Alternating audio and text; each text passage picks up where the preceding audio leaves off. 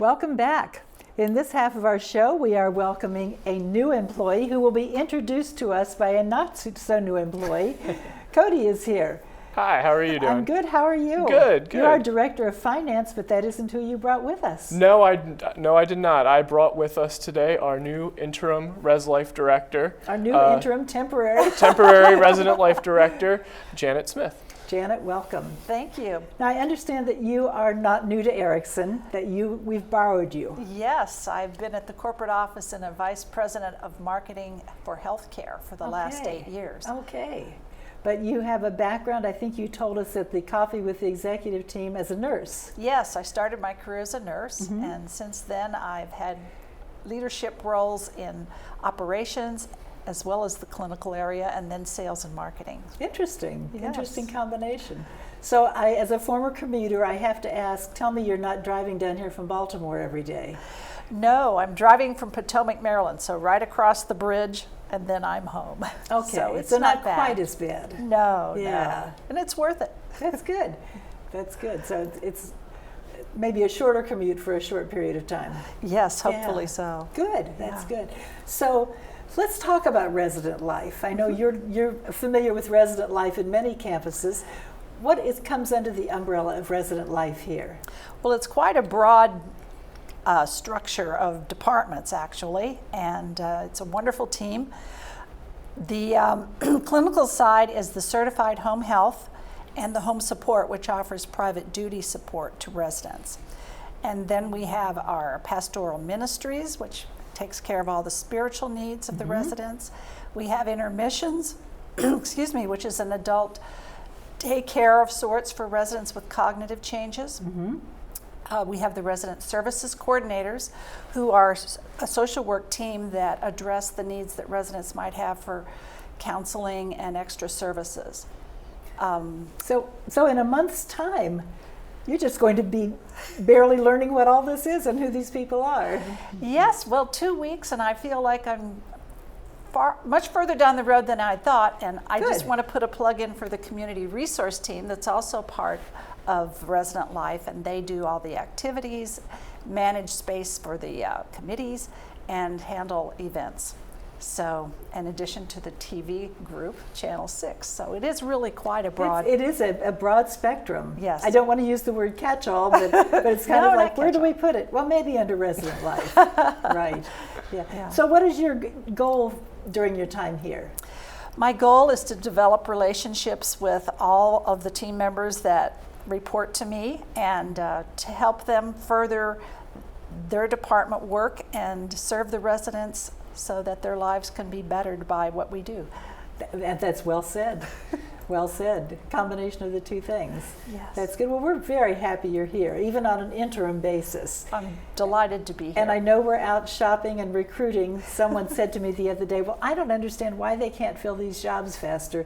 And my answer to that was, we want the best. Exactly. It's worth taking our time, and it's not as if there are hordes of people with your kind of background or with the kind of background necessary for that job out there looking for jobs. Yes, you really do want the right fit, not only for that job, but for the Erickson culture. That's right. Yeah, it's quite a recruitment process, but one that guarantees that we get the right people. Yes. Yeah. And that everybody is happy with the outcomes. Right. So your job in Baltimore, you said it's in sales and marketing? Yes, I lead the healthcare sales effort for the 19 Erickson communities.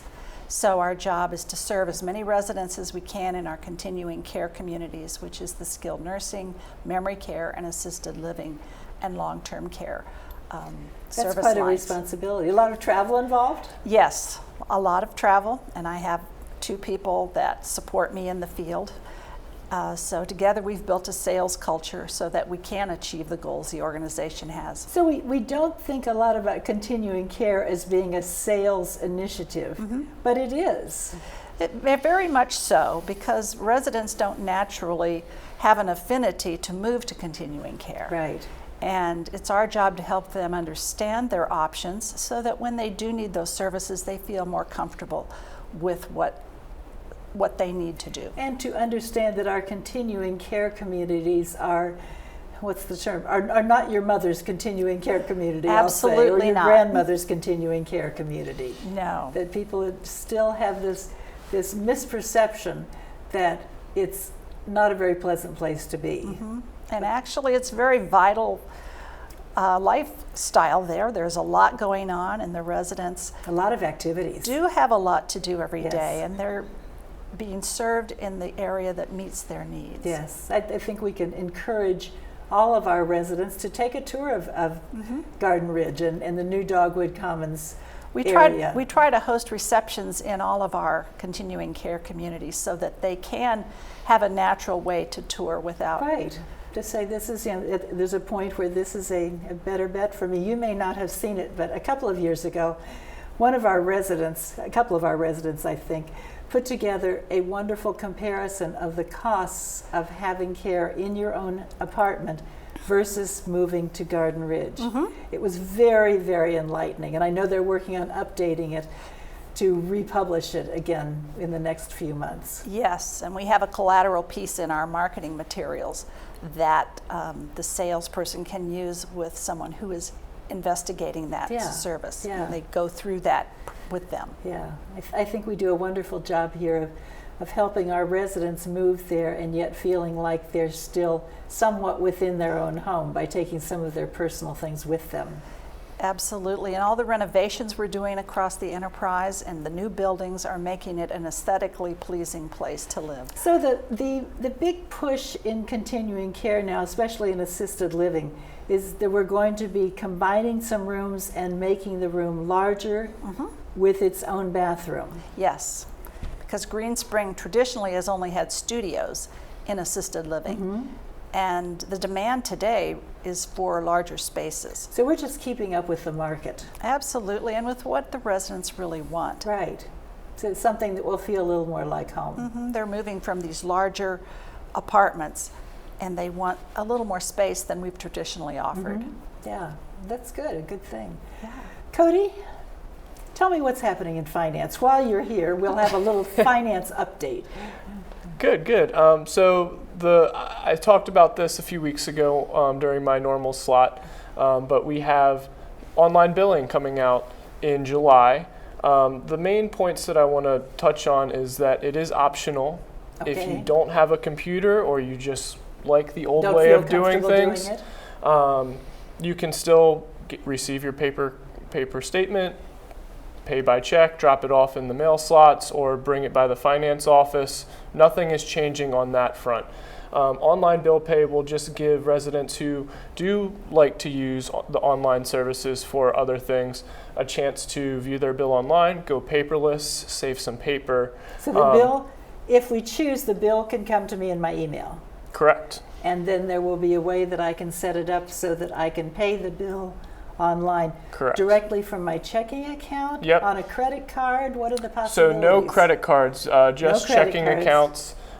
So you would have to have a bank account that you would put in the bank account information, kind of like how you used to pay utilities or a mortgage before moving into Green Spring, and you'll see how much is owed. You can pay from multiple bank accounts if you have multiple bank accounts you want to use.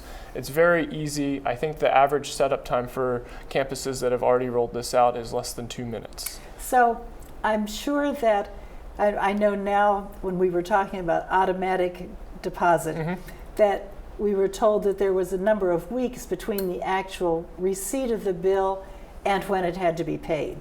The same with online billing? Yes, so if you do set up auto pay, it would be the same time frame. You'd receive the statement actually sooner because if you elect a paperless, you'd receive an electronic copy, so it wouldn't have to go to the printer and then be sent out.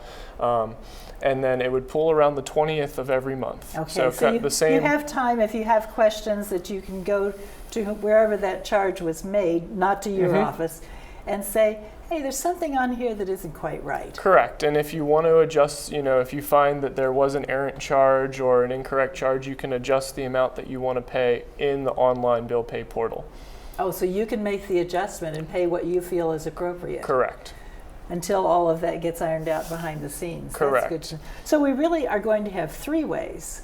There's the traditional pay by check, put it in the slot, the automatic bill paying that you don't do anything with, it just comes out automatically. So you would have to set that up, though, in the online bill pay portal. Unless you're already set up for the automatic payment, it'll transition to the new system. But if you want to make changes to it, you would have to sign up for an online bill pay. So potentially someone who is doing automatic bill paying, and if that person doesn't have a computer, does that cause a challenge for them? It may. If that is the case, we ask that you just come to the finance office and we can support you in figuring out how to adjust any amount or get that set up or suspended for the time being until you can work it out. Work it out.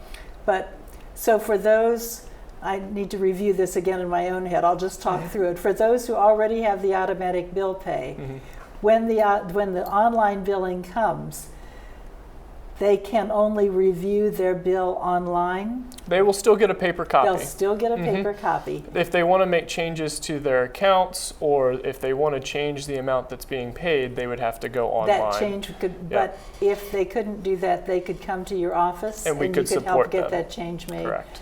Okay, so if there's a will, there's a way. Yes. Right. And then the last thing I would like to mention is, the instructions for setting this all up will come in an insert with your statement in July. Okay. And they're very easy to follow instructions. They've got instructions for new users and then instructions for if you already are on ACH, how to set that up, because there is an extra step. So we're always worried about hackers. Is this a good...